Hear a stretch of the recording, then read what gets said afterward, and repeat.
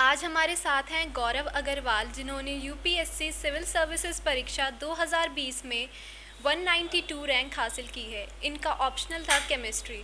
Sir, first of all very very congratulations. Sir, आप अपनी academic background और आपको आईएएस बनने का ख्याल कब मन में आया, ये सब बताइए। Thank you very much. मेरा एकेडमिक बैकग्राउंड, मैंने आईआईटी गुवाहाटी से केमिकल साइंस एंड टेक्नोलॉजी में ग्रेजुएशन की हुई है। और मेरा आईएएस करने का ख्याल आया था जब मैं जॉब में कुछ टाइम मैंने स्पेंड कर लिया था, 8-9 महीने। उसके बाद मुझे लगा कि मुझे कुछ और अच्छा करने की ज़रूरत है, तो उस समय फिर मैंने ये प्लान बनाया कि यूपीएससी करनी चाहिए।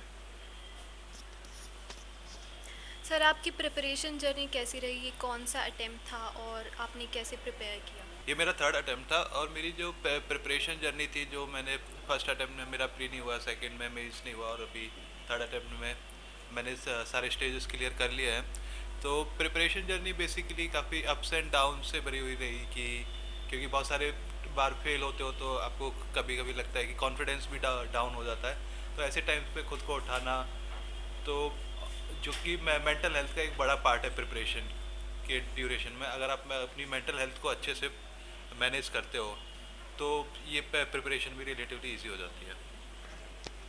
सर, केमिस्ट्री ऑप्शनल का क्या बेनिफिट रहता है? केमिस्ट्री ऑप्शनल का सबसे बड़ा बेनिफिट है कि इसका सिलेबस कांस्टेंट है। जो करंट अफेयर्स से इतना मैटर नहीं करता, तो आप हर बार पढ़ते हो तो जो सेम ही चीज़ पढ़नी होती है, और सेम ही चीज़ में आप बेटर होते रहते हो, ना कि कोई नई चीज़ पढ़नी पड़ती है। तो अब जैसे जैसे आप टाइम गुजरता है केमिस्ट्री में, आप अच्छे होते जाते हो, आपके मार्क्स अच्छे आने लगते हैं टेस्ट में, या फिर जितने भी अटैम्प्ट्स हैं उस तरह। तो केमिस्ट्री ऑप्शनल का ये बेनिफिट रहता है कि और धीरे धीरे प्रिपरेशन में टाइम भी कम लगता है, कि जो रिवीजन का टाइम है थोड़े टाइम के बाद कम हो जाता है। तो केमिस्ट्री उस तरह एक अच्छा ऑप्शनल है। सर, आपकी प्रीलिम्स की क्या स्ट्रेटजी रही और साइंस बैकग्राउंड होने से उसमें क्या फ़ायदा हुआ आपको?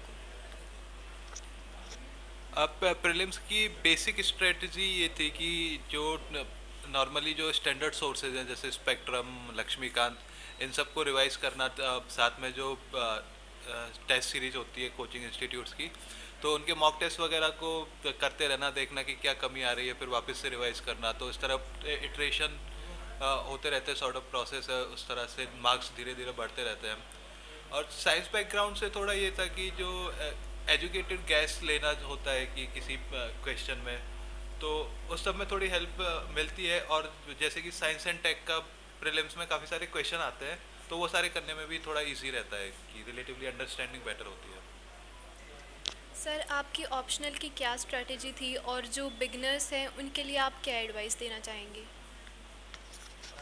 ऑप्शनल की मेरी बेसिक स्ट्रेटजी थी कि जो सर के जो नोट्स है, रंजन सर ने जो पढ़ाया हुआ है, बेसिकली सबसे पहले नोट्स को ही अच्छे से करना था। कि क्योंकि सर बहुत हद तक सिलेबस कवर कर देते हैं, अगर नोट्स अच्छे से हो जाते हैं तो 70-80% आप रिलेटिवली बहुत इजीली सॉल्व कर सकते हो। और जो बिगिनर्स की स्ट्रेटजी की बात है, आई थिंक बिगिनर्स को फोकस करना चाहिए जो सर के नोट्स हैं। अगर कोई टॉपिक समझ नहीं आ रहा है, उसके लिए यूट्यूब वगैरह से हेल्प ले सकते हैं। बाकी तो कोशिश यही करनी है कि जो सर के नोट्स हैं वो उनमें वेल वर्स्ड होना चाहिए को, कि जैसे कि अगर उनसे क्वेश्चन आए, उनसे रिलेटेड कुछ भी है, वो मिस नहीं करना चाहिए। मोस्टली क्वेश्चन क्योंकि वहीं से आते हैं, उसी एरिया से। सर, हमें आंसर राइटिंग को कैसे अप्रोच करना चाहिए, स्पेशली साइंस सब्जेक्ट में जहाँ पे न्यूमेरिकल्स भी होते हैं?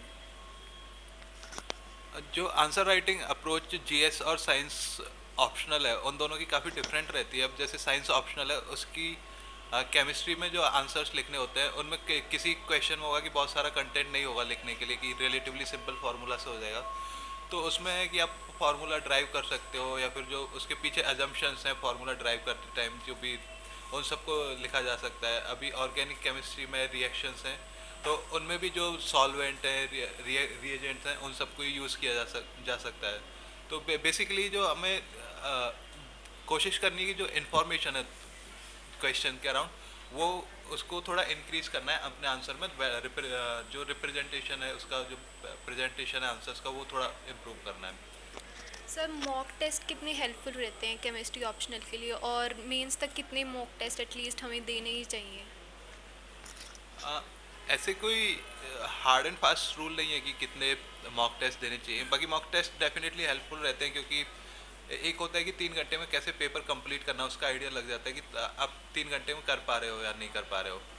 ऊपर से अगर हम मॉक टेस्ट प्रिपेयर करते हैं तो हम जो टेस्ट सिनेरियो है उस तरह से सोच के करते हैं, फिर हमारी प्रिपरेशन भी उसी डायरेक्शन में जाती है। नहीं तो बिना मॉक टेस्ट के होता है कि हम पढ़ लेते हैं लेकिन फिर चीज़ें याद नहीं हो रही है या फिर हम एक्चुअल पेपर में नहीं लिख पाते, तो मॉक टेस्ट का ये बेनिफिट रहता है। बाकी जो भी number of mock test as in sectional mock test किए जा सकते हैं जिससे कि सिलेबस एटलीस्ट कवर हो जाए, और एक एक दो दो फुल टेस्ट कर सकते हैं, तो उतने में हो जाना चाहिए। आई थिंक सफिशिएंट होता है वो। सर हम जनरल स्टडीज़ और ऑप्शनल के लिए टाइम कैसे मैनेज करें? बेसिकली केमिस्ट्री के साथ इशू ये है कि इसका सिलेबस थोड़ा बड़ा है। तो अगर ऑप्शनल का सिलेबस एक बार जनवरी फरवरी तक कंप्लीट हो जाता है तो उसके बाद कोशिश करनी है मार्च तक की जो फिज़िकल केमिस्ट्री है एटलीस्ट उसको अच्छे से कर लिया जाए। और साथ ही साथ जैसे जीएस है, हर दिन 3-4 घंटे देना, या फिर जीएस के टेस्ट वगैरह भी किए जा सकते हैं कि हर 10 दिन में टेस्ट कर रहे हैं, 15 दिन में कर रहे हैं, जैसे साथ में जीएस भी कवर होता रहे। यही तरह इसी तरीके से प्रीलिम्स के बाद भी मैनेज करना है कि आप 10-15 दिन में केमिस्ट्री और इनऑर्गेनिक केमिस्ट्री को प्रिपेयर कर लिया, और साथ में फिर 15-20 दिन, एक महीना देके ऑर्गेनिक केमिस्ट्री को प्रिपेयर कर लिया, फिर साथ में टेस्ट दे रहे हैं जीएस के भी और केमिस्ट्री के। तो वो टाइम का इश्यू हमेशा रहेगा, लेकिन फिर उसको थोड़ा मैनेज करना पड़ेगा कि किस तरह की। कुछ लोग प्रेफर करते हैं कि एक दिन में दोनों चीज़ें करना, कुछ लोग होते हैं कि 6-7 दिन केमिस्ट्री को दे दिया, 6-7 दिन जनरल स्टडीज़ को। सर साइंस ऑप्शनल को लेके स्टूडेंट्स में काफ़ी मिसकंसेप्शंस रहते हैं, लाइक ये डिफ़िकल्ट ज़्यादा होते हैं या टाइम ज़्यादा कंज्यूम करते हैं और पेपर लेंदी होता है, तो उस पे आपके क्या थॉट्स हैं? जो साइंस ऑप्शनल, खासकर जो केमिस्ट्री की बात है, जो उसका सिलेबस डेफिनेटली ज़्यादा होता है, लेकिन पेपर लेंदी की बात है, मुझे कभी ऐसा फील नहीं हुआ कि पेपर बहुत लेंदी था। और उसके अलावा मुझे साइंस ऑप्शनल के साथ इतना कुछ ख़राब लगता नहीं है, क्योंकि काफ़ी इंटरेस्टिंग होते हैं, एज इन की जीएस से थोड़ा अलग सब्जेक्ट है, तो आप वो पढ़ते हो तो थोड़ा डिफरेंट तरीके से सोचने को मिलता है, वो प्रिपरेशन में काफ़ी हेल्प करता है। कि बाकी जीएस में भी काफ़ी हेल्प करता है कि आप अलग तरीके से सोच रहे हो, तो फिर जो जीएस की प्रिपरेशन है वो भी थोड़ी सी अच्छे से कर पाते हो। सर आपकी प्रिपरेशन में डायस का क्या रोल रहा? जो मैंने प्रिपरेशन की थी कि रंजन सर के गाइडेंस में मैंने अपनी केमिस्ट्री का सिलेबस कंप्लीट किया और उनकी टेस्ट सीरीज ज्वाइन करी थी। और मुझे लगता है कि बिना इस गाइडेंस के जो भी मेरे मार्क्स आए हैं केमिस्ट्री में वो लाना काफ़ी डिफ़िकल्ट होता, तो डेफिनेटली एक जो गाइडेंस है सर का काफ़ी ज़रूरी है एक हद तक।